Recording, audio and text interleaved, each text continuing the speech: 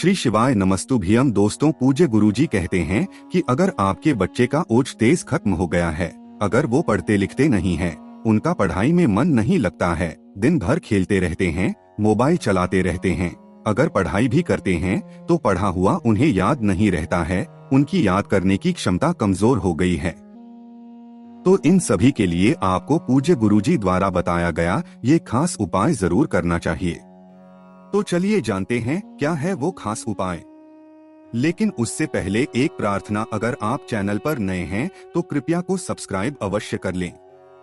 देखिए, पूज्य गुरुजी कहते हैं कि आज के समय में माता पिता अपने बच्चों से सबसे ज्यादा परेशान रहते हैं। आज के समय में बच्चे पूरा पूरा दिन मोबाइल में बर्बाद कर देते हैं। पढ़ाई से ज्यादा वो अपने मोबाइल पर ध्यान देते हैं। लेकिन गुरुजी का ये आसान सा उपाय अगर आप करते हैं या आपके बच्चे करते हैं तो ये निश्चित है कि उनके जीवन में ओज तेज की वृद्धि होगी, उन्हें बुद्धि विवेक की प्राप्ति होगी और वे भी अपने जीवन में नित्य सफलता को प्राप्त करेंगे। देखिए, गुरुजी ने कहा कि इस उपाय के लिए आप जरूरत पड़ेगी एक पान के पत्ते की और 5 बेलपत्र की। बस आपको ध्यान रखना है कि पान का पत्ता और बेलपत्र कटीपटी नहीं होनी चाहिए, खंडित नहीं होनी चाहिए, क्योंकि महादेव में कोई भी सामग्री खंडित नहीं चढ़ती है। अगर आपके पास बेलपत्र नहीं है तो शिवलिंग में चढ़ी हुई बेलपत्र का भी आप इस्तेमाल कर सकते हैं। शिवलिंग से उठाकर उसे जल से शुद्ध करके फिर आप उसका इस्तेमाल कर सकते हैं। इसी के साथ आपको 3 शमी पत्र लेने हैं और थोड़ा सा पीला चंदन भी लेना है। देखिए, ये आपके बच्चे के लिए बहुत ही अचूक साबित होने वाला है, इसलिए इस उपाय को बहुत ही ध्यान से समझिएगा। अब आपने ये 4 सामग्री ले ली, एक पान का पत्ता, 5 बेलपत्र, 3 शमी पत्र और थोड़ा सा पीला चंदन। ये सारी सामग्री लेने के बाद आपको पहुंच जाना है शिवालय। अब सबसे पहले आपको एक पान का पत्ता लेना है। आपको अपने दाहिने हाथ यानी राइट हैंड की अनामिका उंगली से इस पान के पत्ते में चिकनी तरफ 3 बिंदी रख देनी है। पीले चंदन की 3 बिंदी आपको अपनी अनामिका से इस पान के पत्ते में लगा देना है। अगर आपको अनामिका उंगली के बारे में जानकारी नहीं है तो सामने स्क्रीन पर सभी उंगलियां दिखाई जा रही हैं। इनमें से ये तीसरी उंगली ही अनामिका उंगली कहलाती है और इसी उंगली से आपको पान के पत्ते में 3 बिंदी लगा देनी है।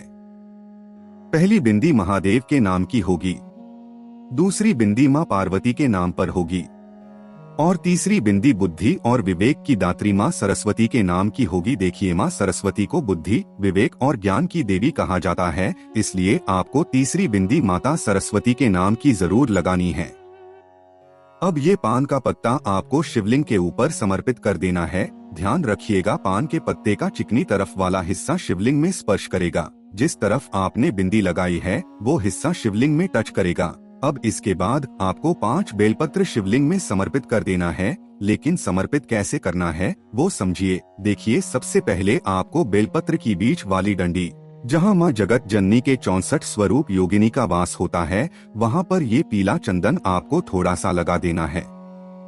सामने आपको स्क्रीन पर दिखाया जा रहा है वो हिस्सा, इस हिस्से पर जहां पर तीनों पत्तियां आपस में मिलती है, जिस डंडी से तीनों पत्तियां जुड़ी हुई होती है, यहीं पर आपको थोड़ा सा चंदन लगा देना है, यानी इसी डंडी पर आपको थोड़ा सा चंदन लगा देना है। आप चाहे तो 5 बेलपत्री पर चंदन अपने घर से ही लगाकर जा सकते हैं और अगर आपके पास समय है तो फिर आप शिवलिंग के सामने बैठकर भी चंदन लगा सकते हैं। अब इसके बाद आपको एक एक बेलपत्र शिवलिंग के ऊपर समर्पित, लेकिन ध्यान रखिएगा कि बेलपत्र की चिकनी तरफ वाला हिस्सा शिवलिंग में टच करेगा। आप एक बार श्री शिवाय नमस्तुभ्यम बोलेंगे और एक बेलपत्र समर्पित कर देंगे, फिर दोबारा श्री शिवाय नमस्ते भ्रम बोलेंगे और एक बेलपत्र समर्पित कर देंगे। ऐसे करते करते आप 5 बेलपत्र शिवलिंग के ऊपर समर्पित कर देंगे। इसके बाद आपके पास 3 शमी पत्र बचे। अब इन तीनों शमी पत्र को भी आप एक एक करके शिवलिंग के ऊपर समर्पित कर देंगे, यानी रख देंगे। जैसे अभी आपने बेलपत्र की है, वैसे ही आपको ये शमी पत्र भी एक एक करके श्री शिवाय नमस्ते बोलते हुए शिवलिंग के ऊपर समर्पित कर देना है। पूज्य गुरुजी कहते हैं कि अगर आपका बच्चा बड़ा है तो वो स्वयं शिवालय जाकर ये उपाय कर सकता है। और अगर वो बड़ा नहीं है या फिर वो किसी कारण से ये उपाय नहीं कर पा रहा है तो उसके माता या पिता में कोई भी ये उपाय उस बच्चे के लिए कर सकता है। गुरुजी ने बताया कि पूरे दिन में किसी भी समय आप ये उपाय कर सकते हैं। सुबह से लेकर रात तक जब भी आपके पास समय हो तब आप शिवालय जा ये उपाय कर सकते हैं। आपको ये उपाय सिर्फ एक बार ही करना है। आप किसी भी रविवार को या किसी भी सोमवार को ये उपाय कर सकते हैं। गुरुजी कहते हैं कि अगर आप ये उपाय करते हैं तो आपका बच्चा तेजस्वी होगा, उसका पढ़ने लिखने में मन लगेगा, उसकी बुद्धि विवेक का विकास होगा।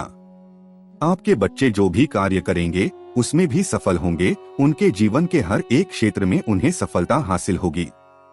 तो दोस्तों, ये था पूज्य गुरुजी द्वारा बताया गया एक बहुत ही खास उपाय जो आपके बच्चों के लिए। अगर आप लोगों को जानकारी हो तो वीडियो लाइक करिएगा। मिलते हैं फिर एक नए वीडियो के साथ। श्री शिवाय नमस्तुभ्यम।